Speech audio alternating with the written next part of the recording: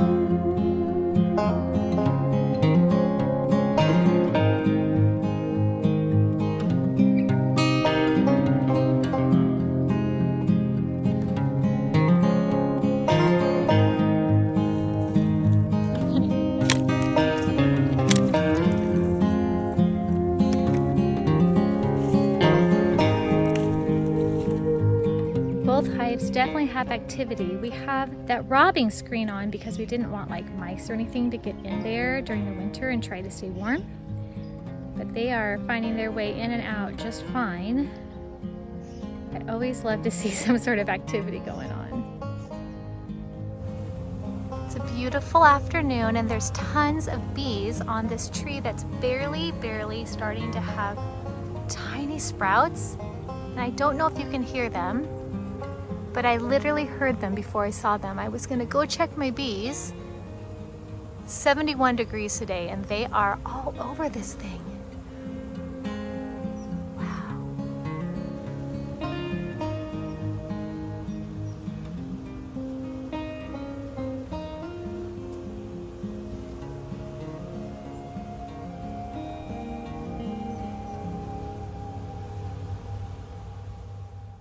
Weren't my bees amazing? Can you believe that they're on that tree? That tree didn't even look like it had pollen to me, but when I looked very closely, their pollen saddles were completely full. They were definitely getting something, and that's encouraging. I'm telling you guys, when you're a newer beekeeper, to see that your bees are still alive in the winter, I feel like, wow, we are not here to teach you yet. I'm only here when I share my beekeeping stuff to hopefully inspire the love of bees to you guys, that you would maybe consider learning about them and adding them to your homestead, because I am convinced the reason our garden is so fruitful is because of the pollinators. The pollinators, they're so helpful to everything we grow, and I just love them. The honey's not too bad either, right? Everyone thinks the summer garden as being tomatoes and peppers and cucumbers and melons and zucchini, squashes, all of the things that thrive in the heat. There is one thing that thrives in the heat that I don't think you're going to see in my garden this year. Can you guess what it is? If you're one of my kids, you're gonna be very disappointed to watch this video because it's something you really like, but we never do very well with. But before I get to the number one thing I'm not gonna grow again this year, sorry kids, I wanna show you a little bit of what the last day or so has been like, and I can't really move one arm at all. I'm a week post-surgery. I've been so thankful for the nice weather because we're in an El Nino year, so we're getting lots of rain. Northern California is already a Mediterranean climate, which means we have a dry season and a wet season. And our winter is when we get rain. We don't get any rain in the summer. A lot of different climates, even 9B gardening zones like ours have rain in the summer, but not where we are. So I'm enjoying a break in the rain. It's so nice. Still got this big immobilizer. Well, we are on a walk and I just noticed that my daffodils have the very first ones blooming. How pretty and how funny. It's January. We haven't even sprayed this tree yet or pruned it. Oh my, this might be an interesting fall spring. A friend of mine brought food for us and brought us some gladiola bulbs, and I'm trying to look out here and figure out where exactly we might plant them, and I have some ideas. We have a weeping Santa Rosa plum right there. There are our daffodils blooming already. And I have a whole line of irises all the way down the front across from the pond. And my thought was to do the gladiola bulbs over here, kind of on the edge of the area I had under the tree, and then maybe the same on the other side. I think bulbs out here in front are nice because they'll come back every year. I don't have to do a whole lot of maintenance of them. I was also really hoping to have a moment to thin these irises. Didn't happen before surgery, and I have a son I was asking to do it, but I'm not sure if he's gonna run out of time too before we have spring here officially.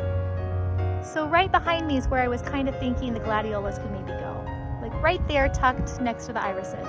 I'm gonna miss my walks on the rainy days because, you know, part of the reason I garden is for just the garden therapy, the outdoor therapy, and being stuck inside so much and not able to be very active because of my shoulder needing to heal. It's rough when you're someone who loves to be outside. I'm sure a lot of you know what I mean about that. My winter garden is looking lovely. I've been able to check it just a little bit, but look at that broccoli. I mean, it's small, but it is broccoli. And I have several more just like it.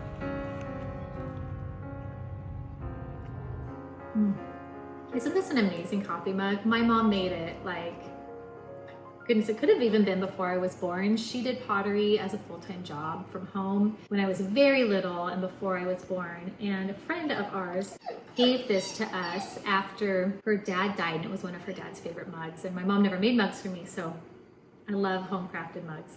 So these are the gladiolas I was talking about. I've never planted gladiolas. I've never grown gladiolas. I do love bulbs and perennials. I have daffodils.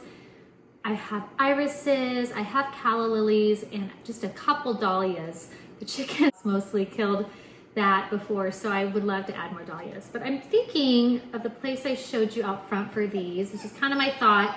There's 12 total, and this would be such a nice, pretty addition to our yard. You guys, gardening is so much therapy for me. Like, it's not just the dirt, it's not just the plants, it's the getting outside. I feel stir crazy in a normal winter,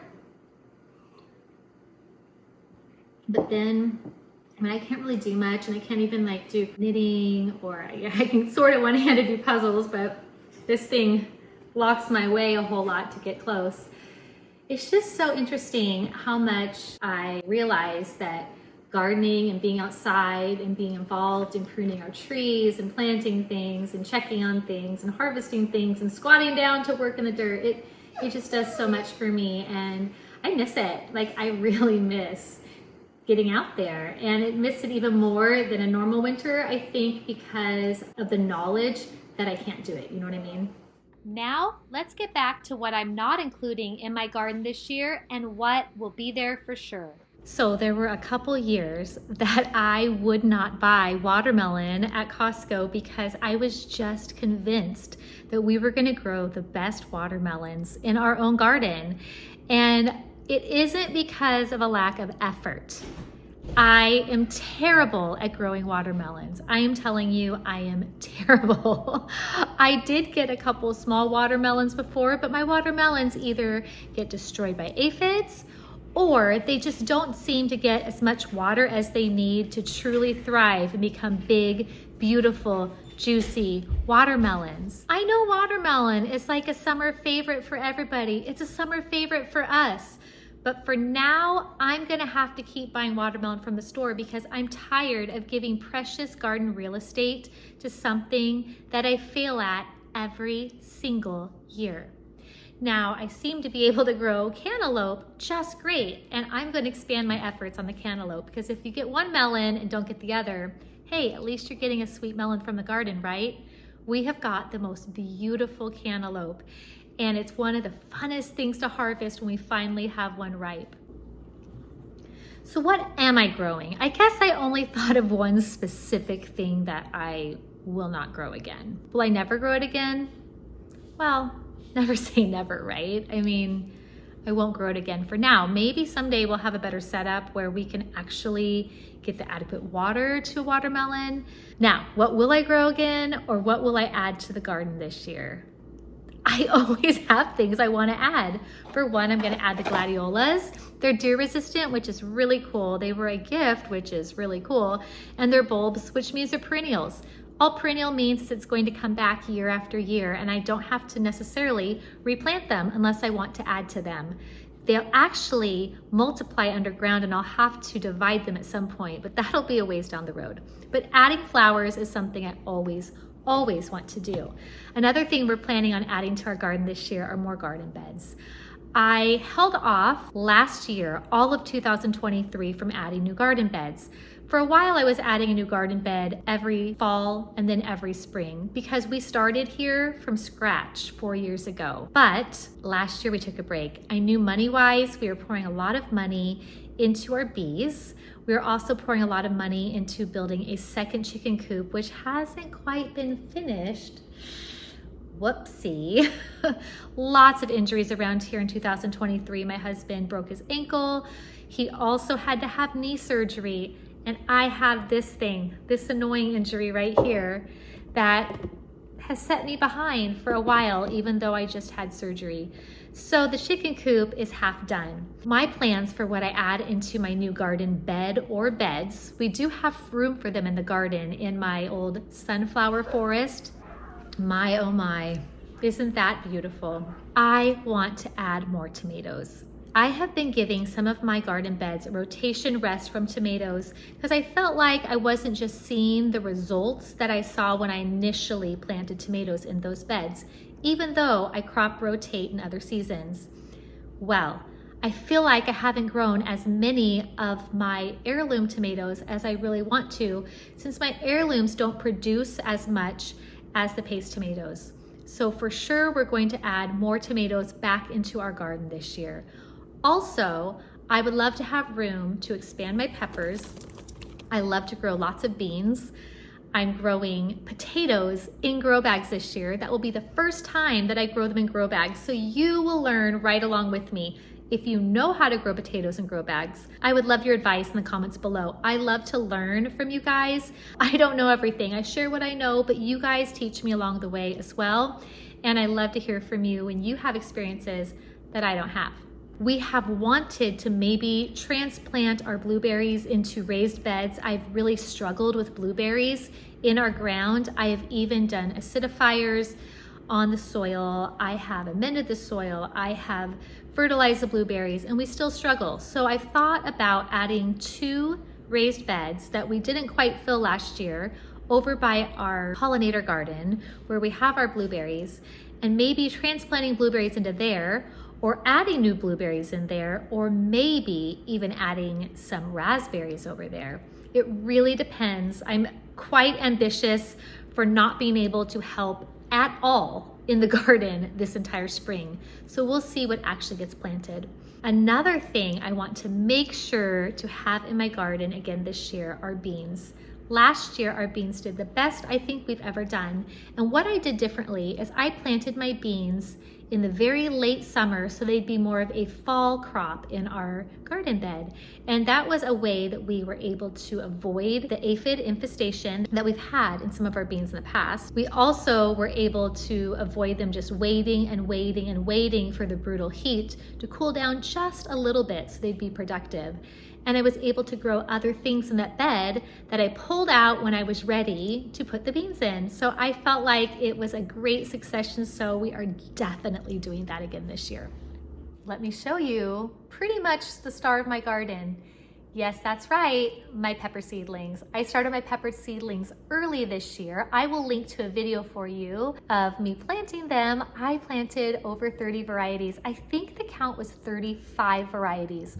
Only one of those varieties hasn't come up at all yet. So we're gonna have a lot of fun, different kinds of peppers in our garden. I would like to grow even more peppers than last year, and they're kind of the star of the show. So you gotta see how they look right now, because they are my main entertainment while I recover.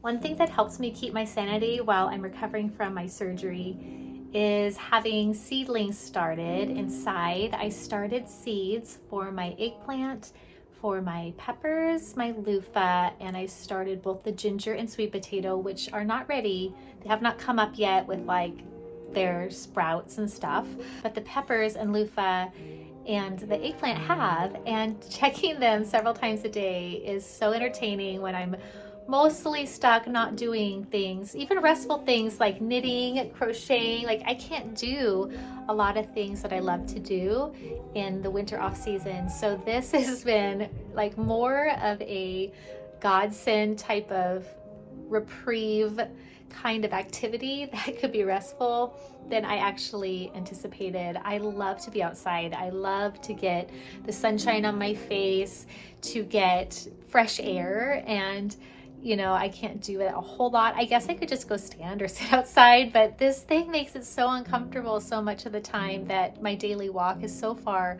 mostly what I can do. But I want to show you how these are doing. I just love to see their progression and the new life sprout up. We are going to have a lot of peppers this year, and it looks like I'm going to have some to share locally too, which is pretty fun. My seedlings are doing so well. Look, there's actually some first true leaves that are coming up between the cotyledons. That is encouraging. That makes me think we're pretty close to being able to transplant some of these into cups of a bigger size, and this will be something that my family actually does for me and helps me with, because I've got an immobilizer on for quite a while. Some of my extra hots, super hots, like Trinidad Scorpion, goodness, even Carolina Reaper are starting to come up. And the rest of them are looking just so beautiful. Oh my goodness, I love new life in green. We always start peppers in January. Usually we start the last couple days of January, not the smack middle of January, but because of my surgery, I thought that was one way I could help my husband and a couple of my kids who really helped me with gardening. I don't think they'd have the patience to start 35 varieties of peppers in the kind of semi-organized fashion, semi-unorganized fashion that I do it. However, they will be helping me move them to cups. And with those new true leaves showing up, it's gonna be sooner than I thought it would be. I think these peppers are going to be a great size when we finally get to plant them out into the garden. And I'm so excited about how they're going to do this year. Tomatoes are the other star of the show in the summertime garden because we love homegrown tomatoes. I took a break on some of my heirloom tomatoes just because I didn't have as much room. So this year I'm hoping to expand the variety of heirlooms again to some I grew in the past, and also try a couple new ones. But I can tell you right now off the top of my head, the 3 paste tomatoes that will definitely be in my garden again are Roma, La Roma, and Martino's Roma. They were incredibly fruitful for me. They produced through the heat all summer long. We even had a huge bumper crop of green tomatoes from these 3 paste varieties that ripened slowly on shelves, and we enjoyed them for so long. They will definitely have a spot. So I would say those 3 tomatoes are a definite must grow again in my garden this year. Another definite must grow again, which I don't even have to plant because they're perennials, are strawberries. Wow, that is a really big strawberry. Boy, oh boy, how we love fresh strawberries. I gotta tell you, a dream of mine as a gardener, a dream of mine has been to grow fruit for my kids. We have 7 kids. We live in Northern California, Zone 9B, right outside the second sunniest city in the US.